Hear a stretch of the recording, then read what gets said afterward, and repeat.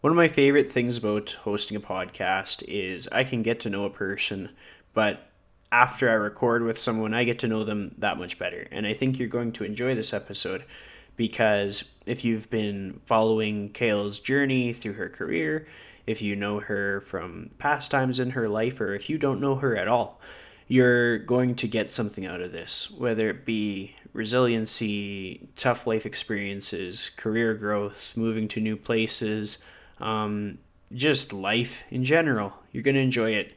We talk a little bit about what it's like to live in uncertain times and how we have everything that we need to move forward. So I hope you enjoy this one and share it with a friend. Welcome to the Lifestyle Chase, Season 2. This podcast features high performers who have found a way to live their best life while balancing their health, wellness, friends, and family. I'm your host, Chris Little. Let's get started. The Lifestyle Chase is brought to you by Yeg Fitness. Yeg Fitness is Edmonton, Alberta, Canada's healthy lifestyle community, creating and supporting active living for all. Check them out online at yegfitness.ca and on social media at Yeg Fitness. Welcome to episode 117 of the Lifestyle Chase. I am joined by Kayle Simpson. How are you doing? I'm great. How are you? I'm good. Can't complain. The sun was shining. It's not so much shining anymore, but it's shining where you are, right? It's behind a cloud, but no Close enough. complaints either. Close enough. Close enough. It's always, you know what? It's always shining. Sometimes there's just a cloud in the way. So, when this pandemic hit, what was it like where you're at? Tell the listeners a little bit about where you're at right now and what you do, and then what the pandemic was like. All right. So I have an online fitness coaching business that I've been doing for a couple years now. And I guess about a year ago now, I figured I was a year into my business.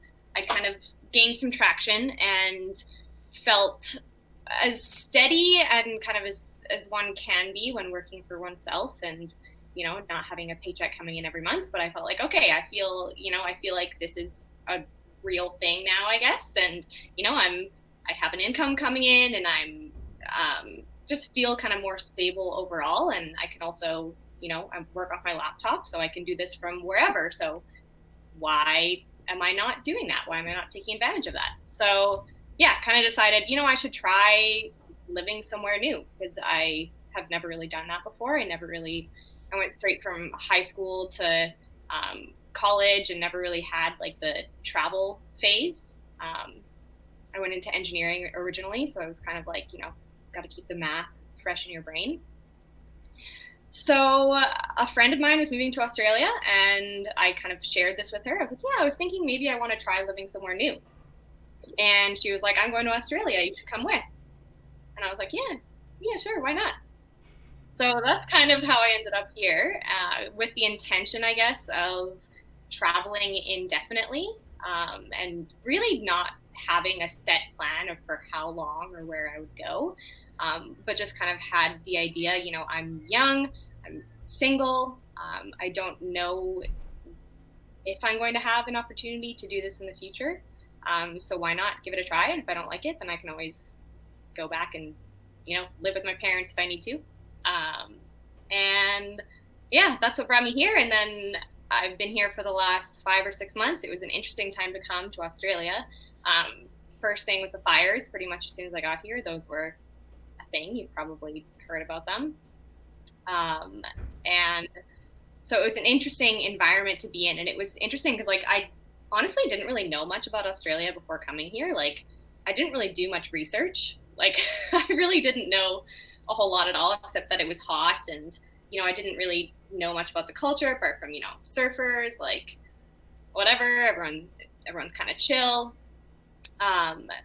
So it was interesting because everyone back home was asking, oh, how are you doing? How are the fires? How is it? And back when I think about it, I can't recall ever really hearing anything about Australia in the news when I was in Canada. So it was interesting timing to come here and have that kind of coming up. And it was definitely kind of touching to be here, and heartbreaking to kind of be in the midst of that. And then it rained next thing in January, February, and put all the fires out. And then there was flooding in certain areas of Australia, so kind of went the other way of the spectrum. And then I was going to move to Bali. I was going to come home to Edmonton to visit my family, friends for a couple weeks. My mom had a big event planned that some of our family from around Canada was going to come all attend it and visit her. And then I was going to go to Bali after that for a few months I wanted to meet other kind of like digital nomads and people, and that's kind of a big hub for it. So that was kind of my next step. And then the pandemic happened, and figured it was just better to kind of stay put, stay where I was, stay in a first world country, and just try to not, stay home as much as I could. And I had this apartment, my lease was up, but I decided to take it over and find new roommates, and everyone left. And yeah, it feels like, how much time has even passed? Like a month or so, or a It's month and like a half?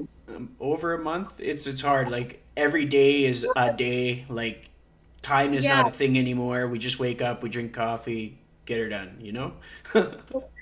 it feels like it feels like it was yesterday, but like 5 years ago at the same time.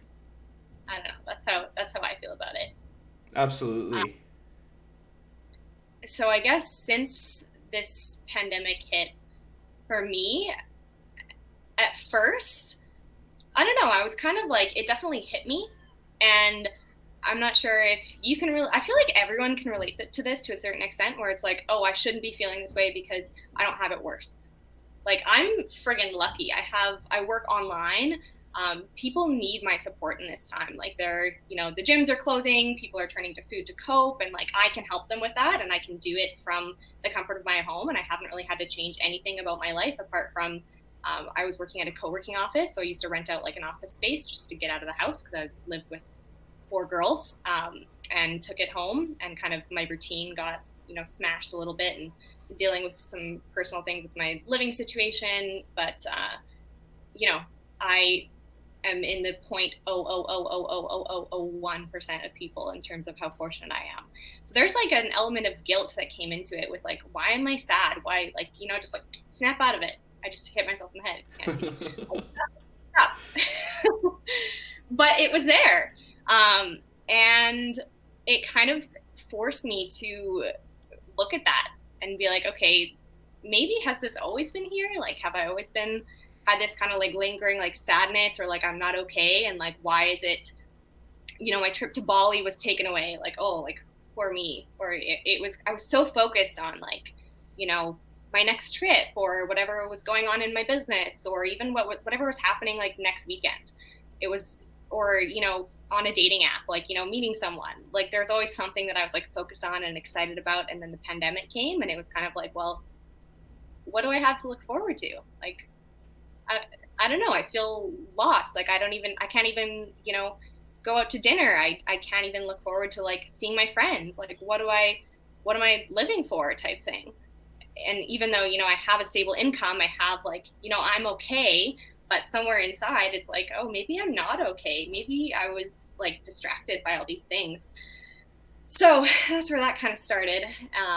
But for me, it's been, and I am going somewhere with this, I'm not just like being, depressing.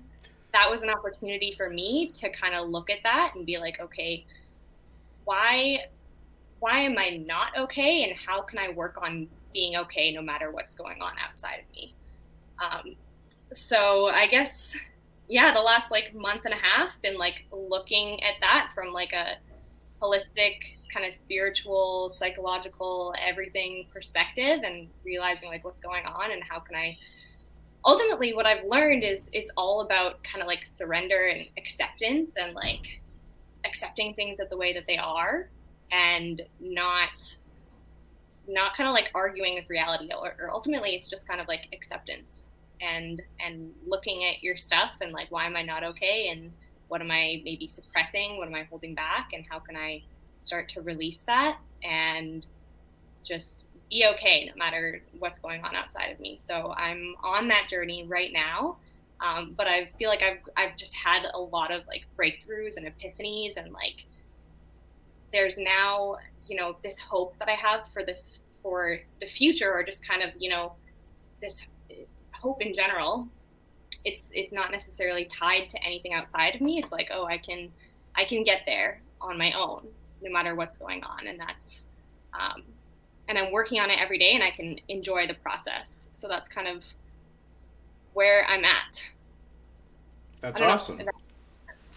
It totally makes sense. And what it makes me wonder is like, because I've experienced a lot of similar things in getting like super, super introspective in this process and like understanding like what I need in my life, what matters a lot, where my line in the sand is with like how people show up to life. Like, I'm a super inclusive individual who likes having diversity in my life. I can see that that is the case. I am someone who needs some aspect of fitness. I operate best with good nutrition, and like these are things that are made evident when you're kind of forced to hang out by yourself, or when you're forced to take it easy on your big goals. Like when the pandemic kind of really hit full force and gyms were closed, I was in the middle of like a record month for business for training. But being that my training was a lot of in person, well, I would have to pivot. And that doesn't mean that I can't have a record month. It's just going to look a lot different. Like maybe it can be a record month for online business and it's just growing for me, but it doesn't mean that I can't have growth there. So I think perspective is a really cool thing if you let it become a cool thing. And in saying that for yourself, what was the perspective that you gained? Like, what are things that are really important to you, like here and now? Hmm. Things that are really important to me here and now. I think, like you said, like self care things. So, like taking care of your body, movement, gratitude. I feel like just taking the time to be like, okay, what do I have to be grateful for? Relationships, like genuine relationships. Um, and I think just, yeah, those genuine connections in general. Like, it's interesting. I've gotten a lot closer with my family. Like, back when I was in Canada, I was living in BC. They were in Alberta. We would talk maybe like once every month or two. We're talking every week since I got here, and then since I got to Australia, and then since the pandemic hit, we're expanding that to extended family, who I used to only talk to, keep in touch on Facebook and stuff maybe, but would see them once or twice a year maybe. But I genuinely, like, I care about them and I value them so much. So it's been nice. We've been getting on like weekly calls, and I feel like, yeah, connection is everything. And connection with to others, connection with yourself. Um, yeah, but I guess one thing that I've learned is like I don't need a whole lot. Like I really don't. Like gratitude, like focusing on like being okay with whatever I have, um, and just trying to like enjoy what I'm doing as much as possible. So even if it's like, I don't know, learning how to make anything fun. Like this is something that I talk about with my clients. Like how can you make your workouts more fun, or how can you make your commute to work more fun? Like there are things that ultimately in life you can't choose every single thing that you're doing, and even if you're following your dream career path, there's still going to be shit sandwiches like in there. Can I swear on your Oh podcast? yeah, 100%. That was a perfect use of the word shit sandwich. I appreciated that one. Yeah, you pick the buffet you want. They're gonna sneak shit sandwiches. That's not a good metaphor because it doesn't actually happen in real life, but that's how it is. Like there's gonna be stuff that you don't want to do, and it's not necessarily about what you're doing; it's about how you're doing it. So, um, you can compare your life and whatever you're doing to, the Queen of England, or I don't know, Zac Efron, or whoever, or you can compare it to like what are the chances that I am even alive right now and like in a first world country and like all these blessings that I do have. But I guess, yeah, coming back to how you're doing things, like you're gonna have to commute to work no matter what. You're gonna have to deal with problems in your business no matter what. how can you make it more fun or like learn how to enjoy it more? So even things like going to the grocery store for me now, it's like, oh, like I get to go on an adventure. Like I get to go. I wonder who, if like what kind of people I'll get to watch, or there'll be cute dogs on the way, or like just learning how to like make everyday normal things more joyful and more exciting. And I think, yeah, that's it. All comes down to just gratitude and being present and making the most of what you do have, and recognizing that like you don't need a whole lot.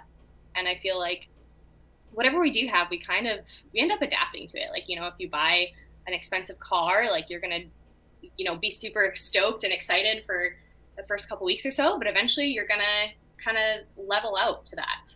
Or even me coming to Australia, it's like when you first get here and you look at the views, you're like, oh my gosh, this is amazing. I feel so like lit up and excited. It's something new. Like humans love, or people love novelty and stuff. But eventually you're gonna kind of like level. That's gonna become like your new normal in a sense. Um, so learning that like, okay, and I guess the other way, like if you kind of adapt to whatever your life conditions are, and you're not necessarily like, if you have to, what's a good example of this? I guess living in Edmonton. So like people are like, oh, how do you deal with the -40 weather? I'm like, you just do, like you get used to it. Like I feel like I'm cold blooded. Like I'm not meant to live in somewhere very cold. But I think back to when I was living there, and you just, it's just reality. Like you just learn to deal with it, and you learn how to like put lots of layers on and go sledding and enjoy hot cocoa in front of the fire, and it just becomes your new normal. And even though, a lot of people here in Australia, they're like, oh, like the snow, that's awesome, because it's, you kind of want what you don't have. Yeah. A lot of people I talk to, I'm like, yeah, it's like gets to -40 and it's basically winter 8 months a year. They're like, how do you deal with that? I'm like, you just do. And like, if you were born there, you would too. Well, I And liked the analogy of people always want what they don't have. Like it's so true. I mean, it's true in the fitness area. It's true in like anybody's career path, in anybody's family, in anybody's current situation. Like people that have no company want company, and people that have company want no company. All these different things. And I like your stance on gratitude. So if I was to say, what are 5 things that you're grateful for today? What would those 5 things be? oh man, there's so many more than just five. Perfect. Talking right now, Yeah. I'm grateful for this. I'm grateful for connecting with other people. I'm grateful for being healthy, um, for getting to move my body every single day. I'm incredibly grateful to be by nature. I get to go outside and like be by the ocean, and like it's friggin' beautiful here. I'm grateful for being able to help people in this pandemic, being able to share experiences and knowledge and skills that I have to help other people be better. Um, I'm grateful for dogs. I'm just thinking, I think that was five. Yeah, it was definitely 5. That was good. Something that I came across just in my own discussions, I talk to my parents pretty regularly. That's like one of my routines that I've done ever since I really started becoming a trainer, because I was like, life is short. Why wouldn't I talk to my parents? If I'm self employed, I might as well. And so in my most recent, like really good chat that I had with my mom, she brought up the point like, if somebody in the family was to get sick, they're in they're getting their care, and where nobody's allowed to visit them. Like even if you were in Edmonton, like around your family, and they got sick, you wouldn't be able to go see them. And then so that was just like the biggest wake up call ever as to what I have to be grateful for. Because like I can go down the list of people that are like pillars in my life, whether it's friends, clients, people that I see regularly. They're all good. Like I can account for all of them. Some of them have like crazy stress. Some of them have they got laid off. But like as far as I know, everybody's accounted for, and that is like the biggest thing to be grateful for ever. But I never thought about it until my mom pointed it out when I was like even just that my parents are healthy, and like my aunts and uncles are healthy, and friends are healthy and my friends' friends are healthy. And so it's just life is precious. Life is super precious. Yeah, totally. That's 100% one that I would add to my list is that all my friends and family are healthy. Yeah. Well, I mean, sometimes after a long day, like I definitely, as a personal trainer, I'm like, make sure you guys talk about what you're grateful for. But it's just so helpful for like bolstering people against everything that life will throw our way. And like, clearly we adapt, we learn that like, like this modified version of life has become kind of our norm. I think a lot of people are sort of used to jumping on a video call with their friends. A lot of people are used to calling in their restaurant and then picking up their food at a social distance, and they're used to everything that they do that's so normal. Like, so not normal, but normal now. Even you brought up grocery stores. For me, what I used to do for fun was go to the grocery store like more than I should have, just because I was like, yeah, I'm gonna get to people watch and see what price Greek yogurt is, and learn about nutrition just more so from what's on the market, what my clients could possibly get when they're having just really basic questions for me, like, hey, what's something that I can get as a high source of protein if I don't like chicken? And then I have like a plethora of answers because I've navigated the entire layout of Superstore and Safeway. But now in pandemic times, it's like you don't want to do that. You want to limit it to once a week, like maximum almost, and probably not going to people watch. Everybody's got the bejesus scared out of them. Like they're uncertain, they're uneasy. The atmosphere is different, and what I've learned is like smiling makes such a difference. Like if I do self checkout and the person's standing by self checkout, like I don't take for granted that experience of like the eye contact with people. Before it would be like, oh, whatever, self checkout person, but now it's like I imagine they've had a very long day, and this is like the first human being that I have seen in a week. So I give them a smile, and usually I don't say anything because I'm like trying not to speak moistly, as Trudeau would say. But yeah, I mean, I shut up, but I smile with my eyes. But it's like those Yeah. little things make such a difference just in our day to day interaction. And for us being in the wellness space where we're preaching that all the time, finally people are really understanding like how important all these little things are. It's a bit of a wake up call. Yeah, totally. Which is, in itself is something, you know, to be grateful for in a sense. So I'm curious. You talked about how you kind of started off things with engineering. Like how what inspired you to take the engineering program in the first place? I wouldn't say I was necessarily inspired, but well, I guess what the story is that I always really liked math. Or I guess even as a kid, I always really liked learning, and I still really do. I do it every single day. Um, and math, I guess, was like an aptitude of mine. Like I was always just really good at it. It came really easily to me since like the second grade. I was doing like advanced like math problems. High school, I would like sleep through math class and just get 100 on all the tests. Like I don't know, it just like came very easily to me.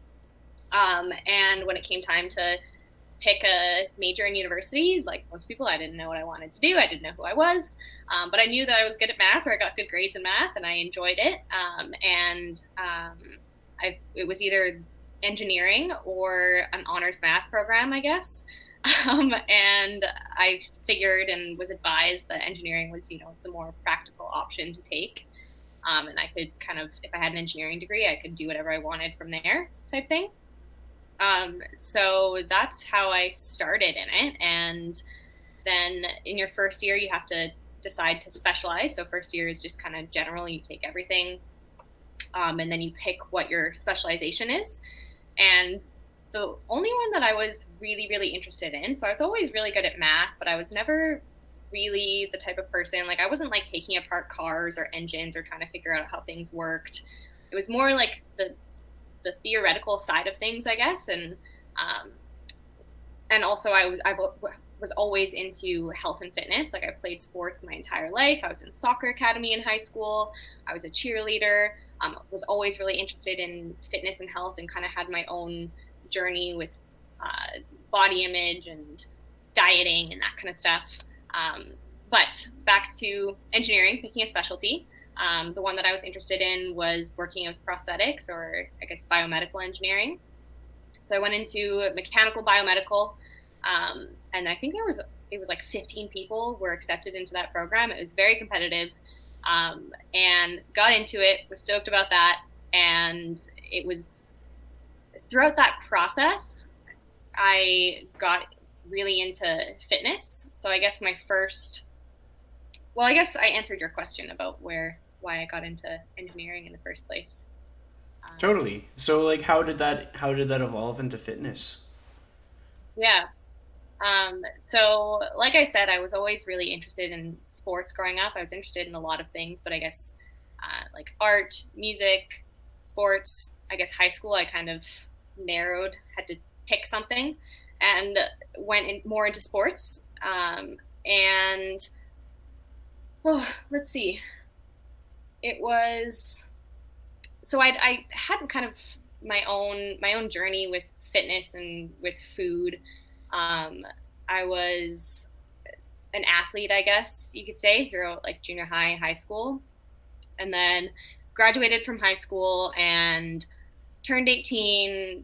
I kind of partied honestly all throughout high school, um, but stopped playing sports for that summer. I guess I stopped playing soccer. I stopped kind of cheerleading, and I started partying a lot. Like I was partying before in high school and whatever. Had a fake ID. I think my parents already know this. Maybe they do now. If they're Yep. listening. I started partying, I guess, a lot after high school and gained weight very, very quickly. And I, all throughout high school, like I would work out for hours a day because I was in soccer academy. And I was thin. I didn't have a problem with my weight, but I still, had a problem with, found something to have a problem with my body. I found someone skinnier than me. I'm like, oh, I want to look like that. So I was always calorie conscious. And even when I was already thin, I was like, oh, I want a six pack. I was on a cheerleading team, and I looked up to these girls with six packs in the States who were like 80 pounds probably and 16, and that was who I looked up to. And I was like, oh, I just want to get a six pack. So I do dumb things like try cleanses, or I'd be like, oh, if I maybe do this 30-day hot yoga cleanse, I'm going to do hot yoga every single day. It was always like very extreme. Like I was like, oh, I didn't see results in 2 days, I'm going to do this extreme thing, then I can only stick to that for 5 days, and then I'm going to go back to kind of doing whatever, or I'm going to start over on Monday. That was kind of always my story. And then, but I was working out for hours a day, so I was maintaining my weight. And then summer after high school, when I was partying a lot and kind of stopped doing physical activity, now I know alcohol has a lot of calories. If you buy a pitcher of margarita, there's a lot of a lot of calories, a lot of sugar in there. Um, but yeah, so it kind of caught up to me really quickly, and for the first time, I wasn't only, it just kind of exacerbated that insecurity that I had, and I would try even more so, like going on a diet, and then I would be like, but I still wanted to go out partying with my friends, so then I would binge drink, and then tell myself, I'm not gonna go for McDonald's run, or I'm not gonna eat when I come home, or I'm not gonna eat all day, so that I'm kind of saving calories or being healthy that night, and then would just like blow it all, and had some binges that would happen. And yeah, and then I guess where that happened is I struggled with that, I guess, on and off, but then in engineering school I couldn't really party, drink as much, was more kind of focused on school. The weight came off a little bit on its own, and then in my first year of school I ended up losing my first boyfriend. So we were broken up, but I lost him to suicide, and that was definitely a very formative experience, or the biggest loss that I'd experienced in my life. And there's kind of a whole story behind that, but it was tough. It was my first exam season in university, and I just lost, like, essentially my first love, the kind of one of the most important people in my life. And I felt like I had there was some blame towards myself, and some guilt that I was holding on to, that I was never really able to let go of. And it was just a lot. It was just a lot for an 18-year-old girl to handle. Um, but I kind of in the middle of that exam season. So I kind of dealt with it, let it out to a certain extent where I could, but then also kind of buried myself in studying and in books and got through it. But one of the side effects from that was I had no appetite. I didn't want to eat. It was like, this is, what's important. It really kind of, I guess, yeah, I just kind of lost my appetite. So lost weight from that and continued in engineering. I got to, I guess, my second year and went into, or I guess what kind of the next step on the fitness journey is I was still cheerleading in university and had a cheerleading accident, I guess, in my first year of university, and then it kind of kept coming back. I partially tore my ACL and my meniscus. And eventually got to the point where I kept kind of re-tearing it. And eventually I got a gym membership. So I'd always worked out kind of, doing body weight stuff, ab training, working out at the gym, in a cheerleading gym. But I got a gym membership to kind of progress my rehab and to kind of, I set in my mind, okay, maybe I'm not going to go back to cheerleading because my body is just not having it anymore. It's just kind of falling apart a little bit. So I got a gym membership to do my rehab exercises, continue to strengthen my leg, my injured leg there, and to kind of, stay active and to continue doing something. So I'd been active my whole life. And then got to my first work term in engineering, or I guess, okay, so joined the gym membership, started strength training more, started noticing my body changing in a way that I liked, and I started kind of seeing like muscles that I'd never seen before and was getting excited about it, and I was feeling really good. I was feeling really strong. I was eating better. I was just kind of starting to make better choices with my diet kind of automatically, and just really liking the way that I was feeling and also the way that I was looking and like feeling strong. First time that was the focus rather than just kind of being smaller and being restrictive about everything. And then got to my first work term in engineering, and it was in Rocky Mountain House, Alberta. And it was kind of a live away situation. So I think it was like 2 weeks on, 2 weeks off, where I'd go out and I'd work there. And I lived with this nice couple, older couple. They were empty nesters in Rocky Mountain House, and they hosted me. And I was pretty much out in the middle of nowhere working on a construction site for a fertilizer plant. It was a different environment than I'd ever been in, than I'd never worked in. It was kind of construction, very male dominated, not like professional in the sense that I was used to. But essentially I was out there in the middle of nowhere, and decided to use that time to really focus on, getting fit and really getting in the best shape of my life was what I decided I was going to do with the time when I was, had no friends to visit, was pretty much just working, and then didn't have a whole lot of a life going on out there. So in that time, I said that I always like learning. So that was I put a lot of my energy into, I decided that I was going to learn how to do things kind of the right way, or learn kind of the why behind everything. So sometimes on the job, they wouldn't have things for me to do, and I would have free time, or in my time also outside of work, I just started doing a ton of research on nutrition and how to put together a workout plan and how to build muscle and how to lose fat, and just got really, really into that and passionate about it, and got a gym membership out there, started working out every single day, started learning how to track my macros.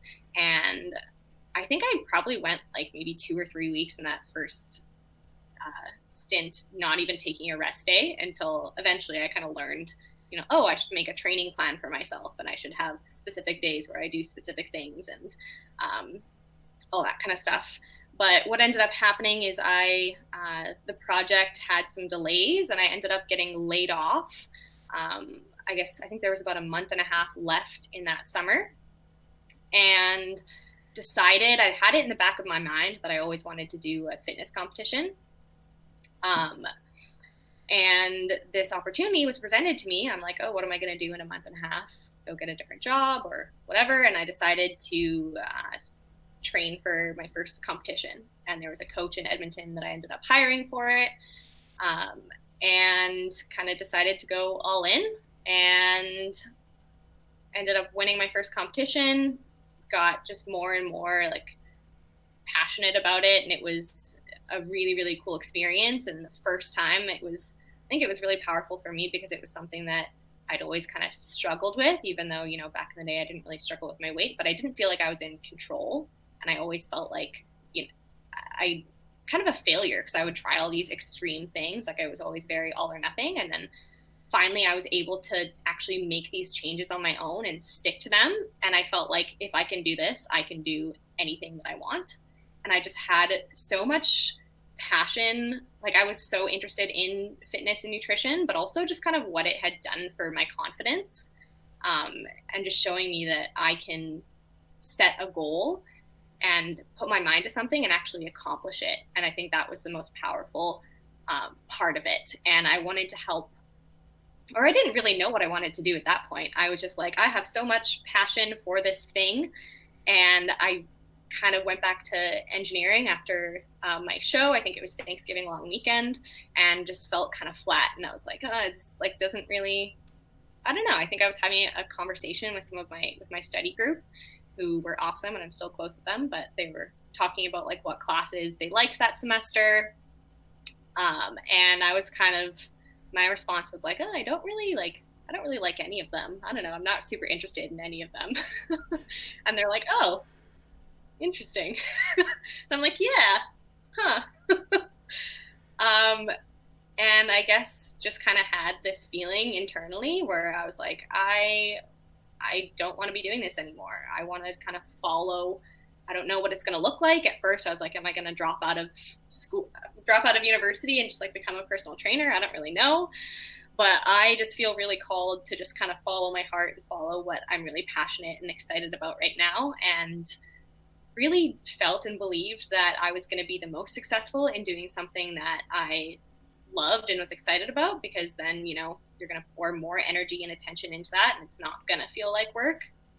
And I guess, had never really had that thing in my life before. And then I felt like, okay, yes, fitness and health is that thing for me. So ended up transferring into kinesiology. Kind of had a chat with my family, and they're like, no, it's okay. You don't need to, have a drop out of school and start from zero. Like you can, use your credits and kind of shift programs. And I was like, okay, yes, I feel good about that. I'm excited to learn more about the body and physiology and health and all that kind of stuff. And from that point on, finishing my degree, I loved kinesiology. I loved that program because I've always loved learning, and now I was learning about something that I was genuinely like really excited about and really really interested in.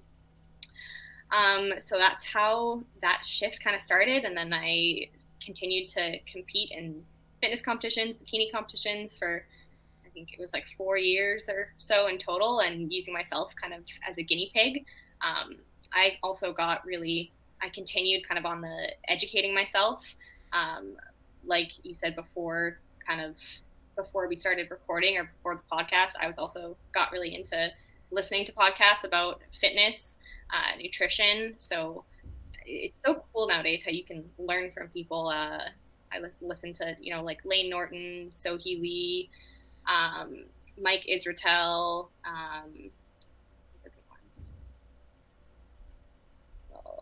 Mike Lauren Con. Isertel is so funny. Like I listened to probably three different Mike Isertel podcasts yesterday, and He he's has the best. just so funny, just out of nowhere. I mean, he was on the Fitness Devil for an episode, and he went to the bathroom in the middle of the episode. He's just so chill, but like very respectful human being, and everybody should look up to him. But he legit went to the bathroom in the middle of the thing because it's all audio, so like who's gonna know except for the fact that you can kind of hear it. It's just like so Did they talk funny. about it? Just hear it. I think it got mentioned passively, and because I talked to the hosts, I had the inside scoop. But like, I'm pretty certain I remember hearing a little something.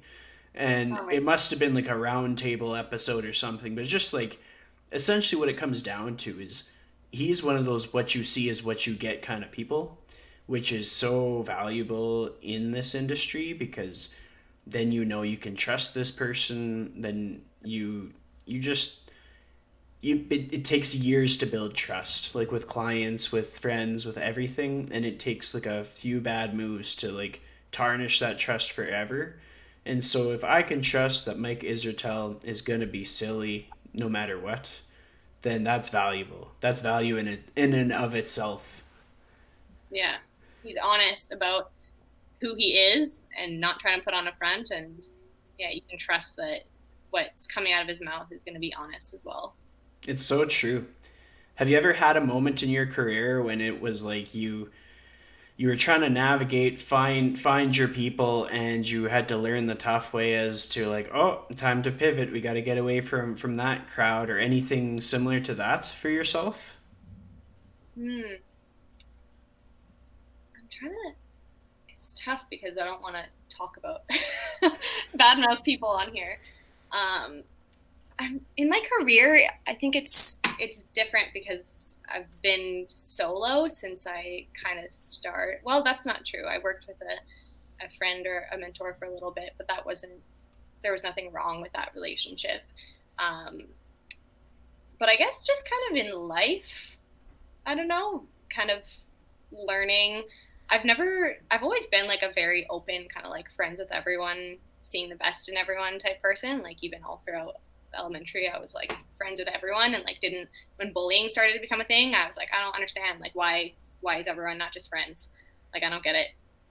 But as I've gotten more mature, kind of learning it's not about judgment, but discernment, and learning that I really just don't have drama in my life and really don't tolerate it.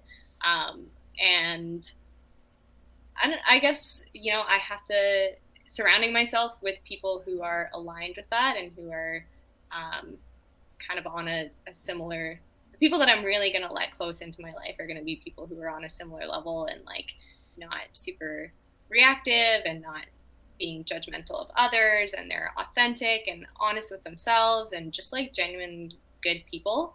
Um, and I've definitely, the people who are in my life and my close friends now has definitely become fewer and fewer the older I get. And the more that I feel like I've changed, I guess, as a person, and um, learning that kind of quality over quantity when it comes to friendships. And if you're going to really, really get to know someone and connect with them, like can't, you can only fit so many people into your life, but at the same time, there is value and you can connect with even the checkout person at the grocery store. Yeah. It's about like being authentic and being you and allowing the real you to connect with someone. And on the other side of the spectrum, I guess it's like, yeah, that connected connection isn't reserved for people who are, exactly matching of your values and your interests and all that kind of stuff. You can see the best in people and connect with people and just kind of bring your best and try to elevate every interaction that you have. And yeah, Well, I don't I know if that. mean, you outlined it really well because it just kind of comes down to well, understanding what kind of a person that you are, because some people they are wired for drama. And so if you are not someone who likes drama and then you are gravitating towards people who do, you're probably going to sign up for some drama. And then if you are someone who does not like drama very much and then you're gravitating towards other people who don't like drama, you're probably going to be a lot happier because you're going to maintain that reduced drama atmosphere, which is like I would have to say, like, if I can avoid bullshit in life, I definitely strive for that. Like, I just, if anything's gonna be a little bit cuckoo, I'm getting out of there. And then as far as like really honing in on like who are your people when it comes down to it, like, yeah, I think a lot of people kind of start to realize like it's quality over quantity. You start to really, and especially during this pandemic when people are finding out who they can just like be totally real with, like who is going to drive by with cookies when you need somebody to drive by with cookies, who's going to send a funny video memo when you need somebody to send a funny video memo, because like life demands of us to be spontaneous for our people. Like life needs us to show up 2 feet in for our friends and family. And when you figure out who's going to be 2 feet in for you, then it makes it a lot easier to navigate these crazy, unpredictable scenarios. Yeah, yeah, totally. So when it comes to the different places you've lived, like you were in Kelowna before, right? Yeah. So what inspired you to go to Kelowna? Um, I guess I went there I used to go there in the summertime when I was growing up. My best friend growing up, her family had a place in Vernon just outside of Kelowna. And it was always one of my favorite places. And I think I was always saying that I wanted to move there. At one point, my ex and I talked about moving there and opening up an Evolve franchise, actually. We talked about opening up a gym in Kelowna. Um, so I guess for a few years, it was kind of like my dream to live there, just because I don't really need to explain myself if you've been there, but it's gorgeous, it's sunny, it's beautiful. And then close friend of mine in university, she also kind of she also wanted to move there, and she also kind of grew up there. And then I guess working online and the opportunity presented itself, I guess she was also like, hey, I'm going to go to Kelowna. Do you want to come with? Sounds like I'm not really making any decisions for myself, but I did want to move there. And I've also always loved California. I have an aunt and uncle and a cousin down kind of around San Diego, and have also always said that I've wanted to move there, but it's a little bit more complicated with the whole visa situation. And Kelowna was my favorite place that I've been to in Canada. And again, never lived anywhere outside of Edmonton for 23 years or so. So decided to give it a try. Kind of in the interim, I was like, I'm not sure if I'll end up there, because I I do love it, but I'm just not so sure, and really don't like winter. So I think I would maybe like to live somewhere where there isn't where it doesn't really snow. But yeah, that's kind of how that happened. So in that time, were you ever like uncertain of the move, or you were pretty confident, or what was the emotional process in picking up and leaving and setting new roots in a sense? Yeah, it was. You know, I feel like I felt I felt pretty good about it. I don't know. It was kind of like I don't really know what to expect, but I think there's also a part of me that does like change and like kind of is excited by uncertainty in a way, like to a certain extent. We talked about how it's been with the whole pandemic thing, but yeah, I guess it was a little bit scary, but I felt ready and I felt pretty good about it. Yeah, I don't know. That all makes sense. When it came to going to Australia, it was a similar process, kind of following a friend and everything. Did you have any guilt, or not guilt, doubt, second thoughts, any kind of things where it was like, am I doing what I should be doing, or was it just that cool confidence? Let's figure this out. Yeah, honestly, I felt really good about moving here as well. Like, even though it was something I've never lived anywhere outside of Canada before, hardly even traveled internationally a ton, never really done like solo travel, like backpacking on my own.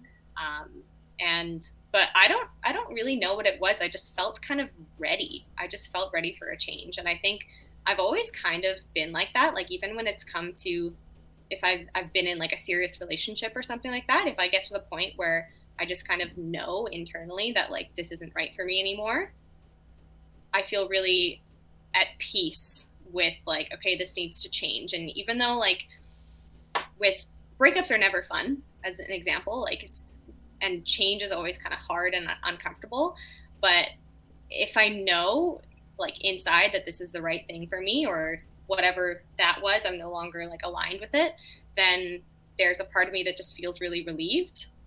that like, okay, this is the right thing, I'm headed in the right direction, I don't feel like stuck anymore. um, so I guess kind of similar thing with my moves. I just felt ready. I felt like this is the right thing to do. And even though, coming to Australia, there were some bumps in the road. Trying to think about, I don't know, just even things like, when you come to a brand new place, like you don't know how to get around. I'm like, I know nothing about Australia. I don't know how to, I had no phone plan. I had no, have to just kind of figure everything out. Don't know how to even get around the city. I don't know, just like different hiccups, different things that would get in the way. Um, but in general, yeah, leaving, it's like I was going to miss my friends and my family, but I felt ready and I felt kind of at peace with the whole situation. With everything that goes on when you're in a new environment, have you ever felt like scared being in a totally different country amidst everything that's going on?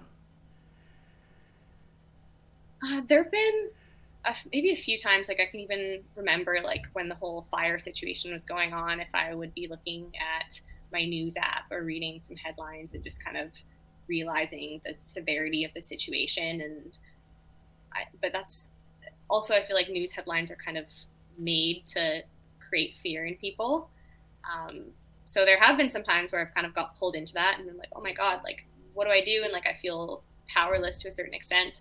Um, but then kind of taking a step back and being okay with that. But in terms of feeling scared, there's definitely, I don't know, I wouldn't say, I feel like my biggest struggle maybe at times has been like with loneliness, I guess, like feeling so far away from people.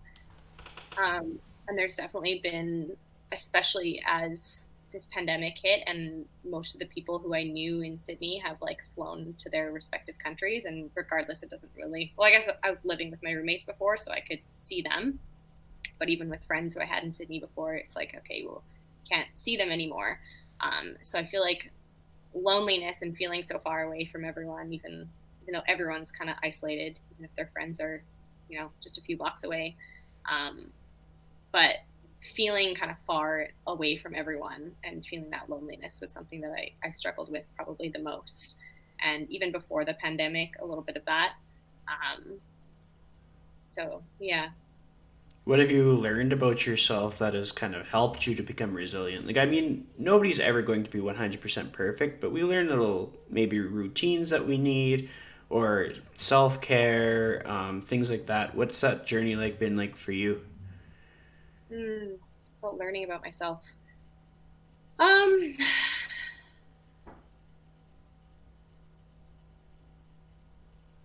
I guess kind of like circling back to what we talked to in the beginning, that learning how to be happy and be grateful no matter what's going on around me, and kind of just giving myself whatever it is that I need, um, and trying not to, I guess, rely on anyone else for my happiness and for my well-being. And like, obviously relationships are important, um, but I guess it just comes back to like, I don't need a whole lot outside of myself to be happy and to be okay. Um, so I guess the biggest lesson I think that I've learned is what is acceptance, and like just learning how to be okay with the way that things are. I've been reading a lot about like spirituality and just kind of holistic well-being and everything, and learning about, um, how our psyche works, and why we kind of have these feelings of loneliness and sadness and everything, and learning a bit about like trauma and all that kind of stuff. So learning about how, growing up or just throughout your life you have these experiences, and when you don't really want to experience them, like if it's a bad feeling, like even when it comes to loneliness, like it could be even something where like your parents, when you were a kid, you might not even remember, left you crying, or got lost in a store and you thought, like, you were so young, you didn't understand, you thought that no one was coming back to get you, and it was truly a feeling of life or death, and you were so uncomfortable with that feeling that you kind of like stored it away and like resisted it and didn't want to feel it. And then you go through your life and you continue to have experiences that bring back that similar feeling of when you were younger, or eventually the kind of accumulation of things that are similar to that feeling. And then the older you get and the more times you have those similar experiences, the more charged they get. And you're like, okay, why am I feeling this loneliness or whatever to this extent? So that's like, it's not even a big thing, or something small might happen and you react to this certain extent. And just learning how to kind of deal with that and let go of those past kind of stored traumas in your body, and ultimately learning that like I'm not my thoughts and I'm not my experiences. I can just kind of step back and witness everything. So focusing meditation has been something that I've been a lot more consistent with, but not even that, just kind of trying to be the witness in my everyday life and using everyday life experiences as opportunities to step back and not get so involved in my thoughts and my emotions to the point where I feel identified with them, but kind of stepping back and being like, okay, this is, relax into this, let it kind of pass through me and let go and just accept. And trying to do that and see kind of everything. This is kind of something brand new that I'm trying, but using experiences as when something comes up that like brings up that loneliness or that reaction in me, can I step back and just kind of observe it and try to like relax into it and let it pass through me. So like when I was a kid and I didn't want to feel that loneliness or that experience and kind of push it away, can I just let myself feel whatever it is I need to feel, whether it's loneliness and sadness, and not judge myself for it and not be like, oh, this isn't okay that I'm feeling this. Like I'm crying, but I'm not okay with it. And I'm going to cry into a pillow and then I'm going to, go do something positive because I got to feel good again. Like just learning how to be okay with not feeling okay. And that's not necessarily where you indulge in it and it's like, oh, I'm going to lay in bed all day and not do the things that I know are going to make me feel good. Like, no, I'm still going to meditate. I'm going to move. I'm going to try to do my best to feed my body as best as I can. And I'm not going to resist however it is I'm feeling, because there's nothing that I can do about it. If it's here, then it's here. I'm going to let it happen. I'm going to try to let go. I'm going to remember that I am not this feeling. I'm not this emotion. And I'm going to try to relax into it and make that kind of a daily practice. So meditation, but also kind of trying to step back and detach myself from my thoughts in my everyday life is something that I'm trying, and so far it's been helpful, but I don't know if that makes sense. Yeah, it totally makes sense. It was really cool to kind of hear the thought process behind it, and it's something that I think will resonate with a lot of people that listen. Just the whole detaching from like you are not your thoughts, because contrary to what it may seem on people's social media or just their appearance walking down the street, like a lot of people are battling a lot of things. And usually you go up the pyramid, you see the person at the top, and they got just as big or bigger battles than the person who you would see as at the bottom of the pyramid, regardless of what age they are, how much they make, what ethnicity, what background, anything. Like everybody has their story, their battle, and we all need tools for our toolkit. And when it comes to meditation and all this essentially introspection, like that you do, what are your biggest influences for like what influences you to grow in that area of your life? What do you mean, like people or Yeah, well, people, books, movies, podcasts, anything really. It's very open ended, but it's just like what impacts the most change for you in that process. so recently I've been doing a lot of reading or listening to audiobooks. I actually don't own have like maybe 3 books because I kind of had to get rid of everything coming here, but been big on audiobooks. And so Michael Singer, Eckhart Tolle, um, those are some of the 2 main ones that I've been listening to recently that I feel like I've had like a lot of. I'm trying to actually like implement their stuff, and they've like made a lot of sense for me and like, kind of like created some epiphanies. But also Byron Katie, that was another one where I read her book, The Work. But it's interesting to think back on everyone that I read and everyone that I listen to, and there's so many like common threads through everything of just kind of like acceptance and like relaxing into things and like being the observer, um, and then all these different tools that I think at the end of the day are doing the same thing. So like I've studied EFT or tapping, and I took like a course in NLP, which is all about your subconscious mind. These are kind of things that I've done as continuing education over the last few years. But it's interesting to think about how these tools and stress management tools. These are all things that I teach my clients as well. So I teach them about tapping. We do some different NLP techniques, breathing techniques, meditation, all these different things. Like they're kind of all doing the same thing, like helping you kind of step back, be present, be the witness. And there's so many different paths that you can take to get there. So it's all about just kind of what works for you. And breath work is another one that's been really powerful for me and for some of my clients. But yeah, it's ultimately kind of just different paths getting to the same place or on a similar journey. But yeah, that I think the biggest one, I think it's Michael Singer that I really resonated with, because I felt like that's so tangible and something that I can really grasp onto, is trying to like just be the witness in my everyday life and using anything situation that comes up to just kind of like let go and like let it pass through me and like relax and not disidentify from my thoughts and my emotions. And that was kind of a big kind of aha or click thing that clicked for me.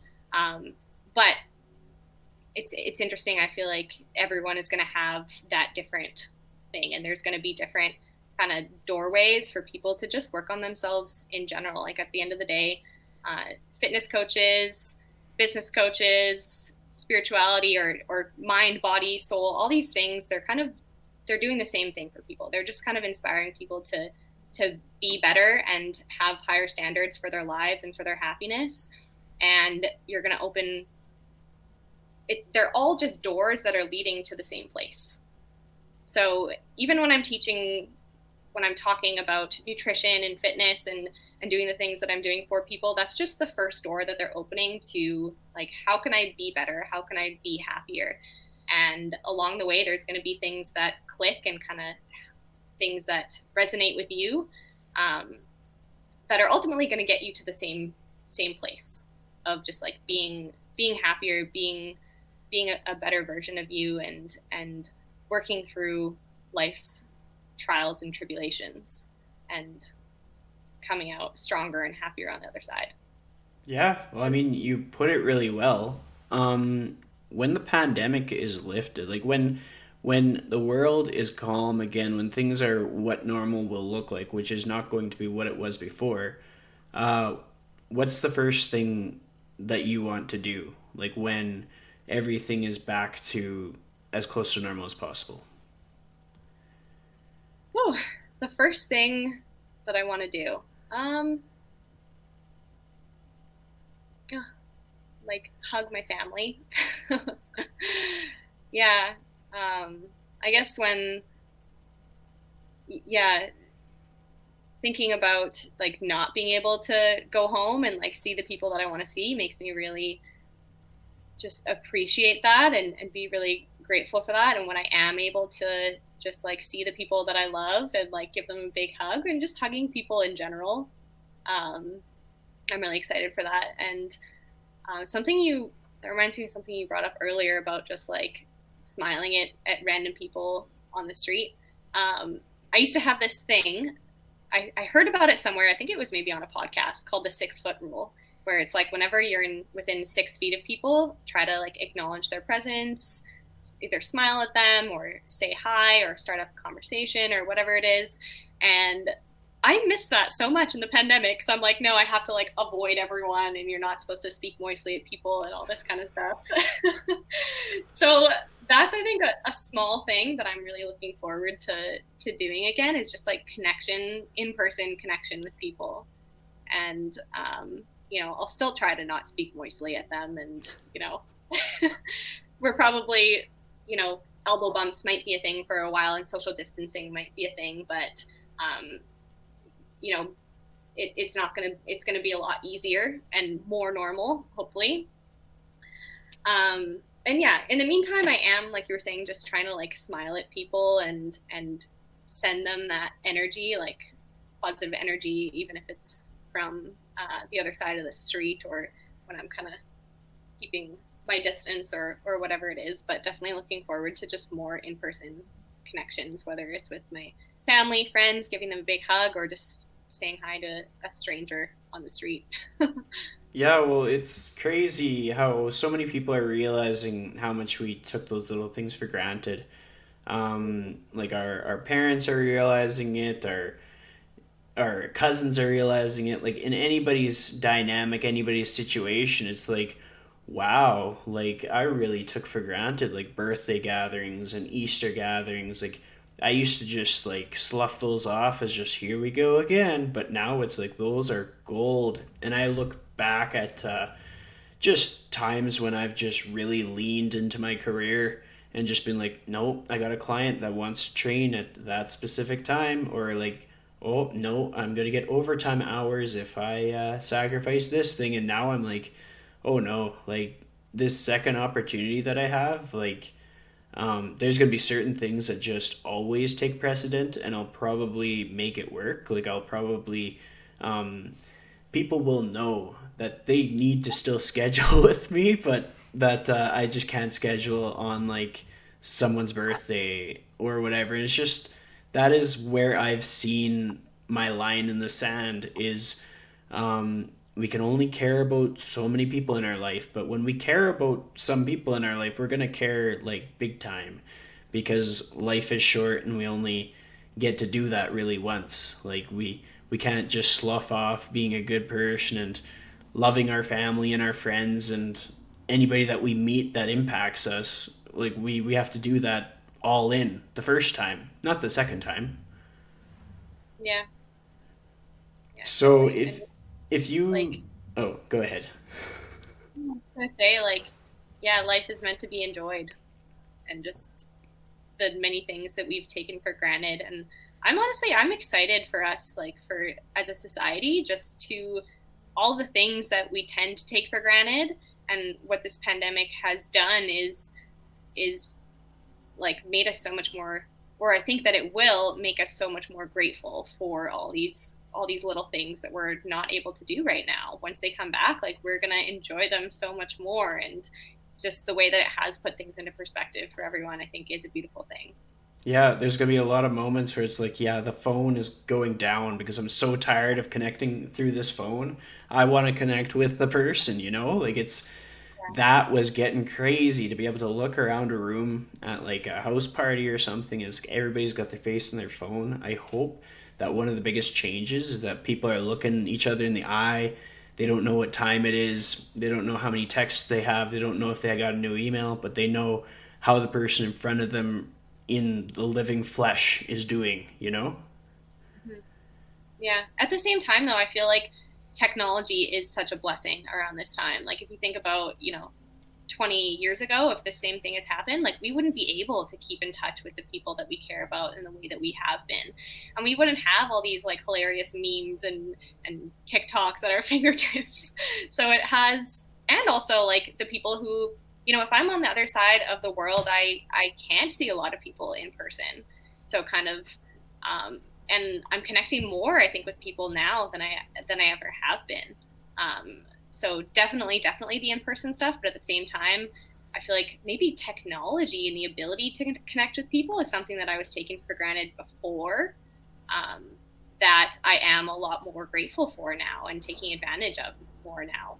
Yeah, well, I think we're going to utilize technology for what it's best at and not waste time at playing Sudoku kind of thing. Like, we'll be able to utilize it for its connection purposes. Like, you know how back in the day when you picked up a phone and you talked to somebody immediately, we'll be picking up our phone to talk to people with our video calls and with our Yeah. texts and stuff rather than picking up our phone to like look at inanimate posts that somebody put up 8 months ago that make us want something outside of what we already have and forget what to be grateful for and just get in this like um, self-conscious state. Yeah, yeah, totally. I hope and I do think that that's one of the changes that's going to stick, that is a positive change. Absolutely. Fingers crossed. So, if you were to give one piece of advice to someone on how to live their life to the fullest in the most authentic way, what would that piece of advice be? One piece of advice. Um,